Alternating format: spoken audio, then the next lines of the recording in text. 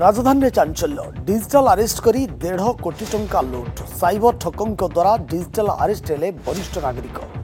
Custom विभाग अधिकारी परिचय सह मनी लॉन्ड्रिंग होइतबा कही करथिले डिजिटल अरेस्ट 10 दिन धरी साइबर ठक करथिले गृहबंदी दुईटी फेज रे 1.5 कोटी टंका लुटी थिले साइबर फ्रॉड खबर जना पड़िबा परे एबे पुलिस तदंत जारी रखिछि। जड़े सीनियर सिटीजन बा जड़े वरिष्ठ नागरिक को किभली भाव में साइबर ठक डिजिटल अरेस्ट करिसेंती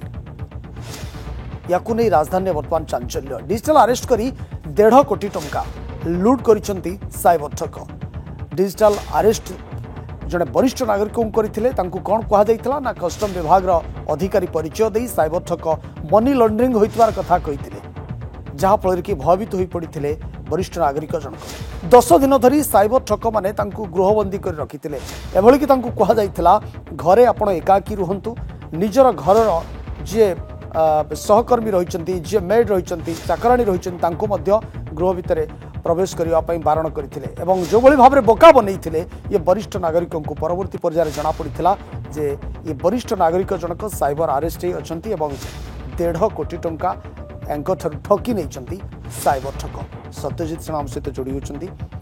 भुवनेश्वर प्रतिनिधि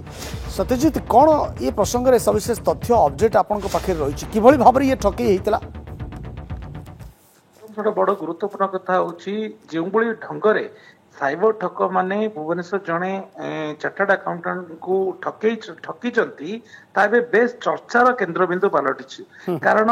तांकू फोन करबा परे परे एभली भाबे तांकू कन्विंस करथिले जे कि उक्त व्यक्ति जनक संपूर्ण रूपे डरी जाइथिले एवं तांकू से माने कहिथिले कि आपनकर बैंक रे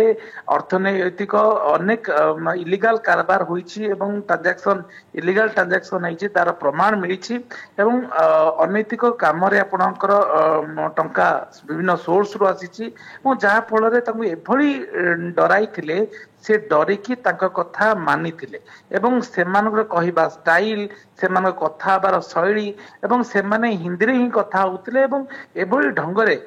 सेमाने कथा होउथिले जहा फल ये स्वतःपूत भावे डरिकी तांकर समस्त कथा को मानी को राजी होइथिले एवं से जहा जहा कहिथिले ये 10 दिन धरी ये भद्र व्यक्ति जनक ताहा भी करिथिले जे से वरिष्ठ नागरिक से भाबिथिले काळे साइबर मामला रे तांको फसै दिया जाय पारे कि सियाळे से फसी जाय पारंती काळे कोन से असुविधा होई पारे सेति पई से डरी जाइथिले एवं से काहा को विषय न कहया पई भी से माने कन्विंस करथिले एमिति कि तांको घरर चाकर को भी घर भीतर को प्रवेश करिया को से मना कराइथिले ताकू भी ये मानिथिले एवं घर बाहरिबा को मना करथिले से घर भीतर आपण चिंता करंतु घरर पड़ोसी माने भी संदेह करथिले कि 10 दिन धरी भक्त व्यक्ति जनक घर बाहरु नाती काहेकि किंतु जेतबळे से धीरे धीरे आंकु अनुभव कले कि ये कोनोसी